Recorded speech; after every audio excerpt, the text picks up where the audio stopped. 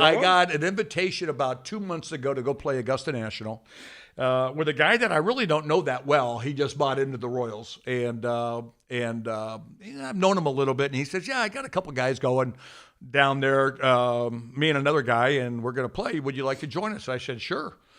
And I didn't know what my role was going to be in spring training because of COVID. Mm-hmm.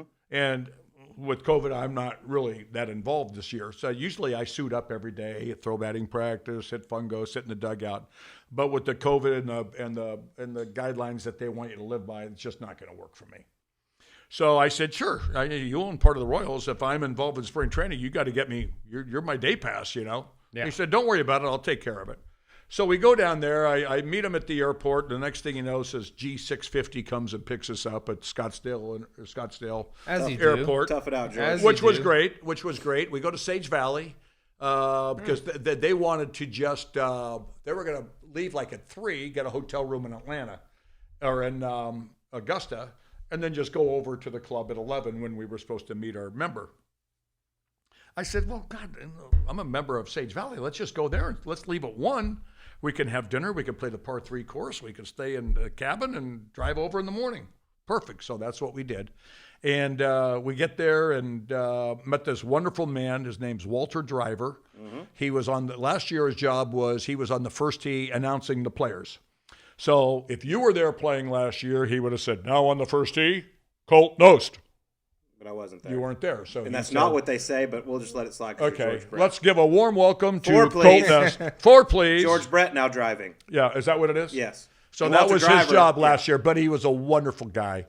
And so we get there, we do the COVID test, the whole COVID test, and they let us in, all 4 of us in. So then we go have lunch. We're walking we're eating outside. It's a beautiful day.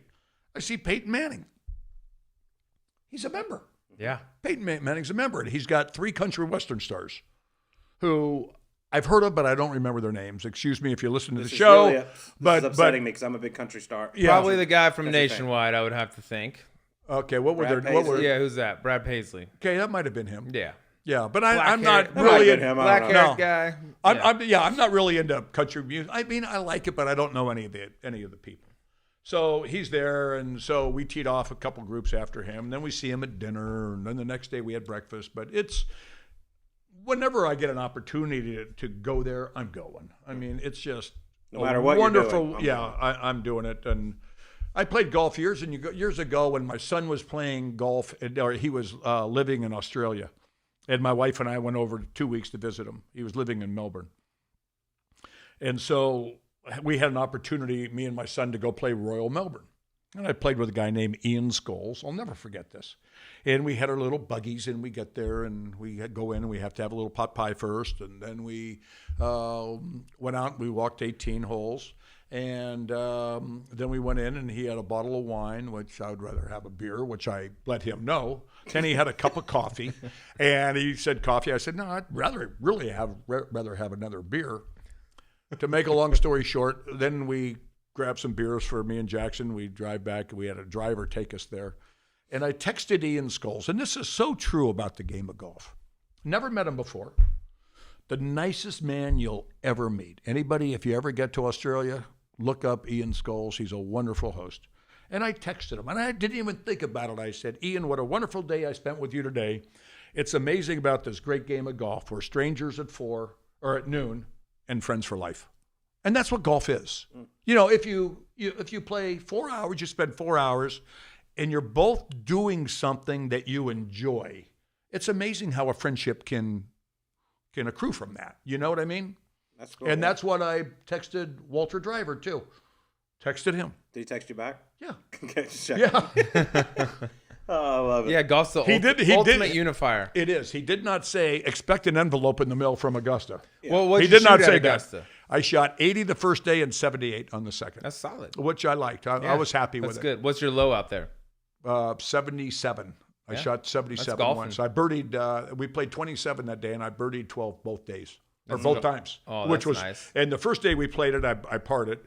The next day there's a little wind in our face, so I said, "I'm going to take one more." I fly it over. I took a 7-iron, fly it over, hits in the ivy, rolls in the bunker on the downslope, and the pin's back. Dead. 3 shots later, I'm still in the bunker because I was so afraid of hitting in the water. Yeah. I'm going, come on. And finally, the 5th one goes in the water, and I said, give me a 5 because you can't take more than a 5. And that's the dash shot 78. Oh, okay. That's fair. But I beat Tiger. Tiger got a 9. Tiger made it. That's right. He made it 10. A 10? Well, it helped that you picked up after 5. Well, yeah, it might have been. But you know what? I played pretty good. The first day, I drove it right down the middle, knocked it 20 feet from the pin, 3-putted.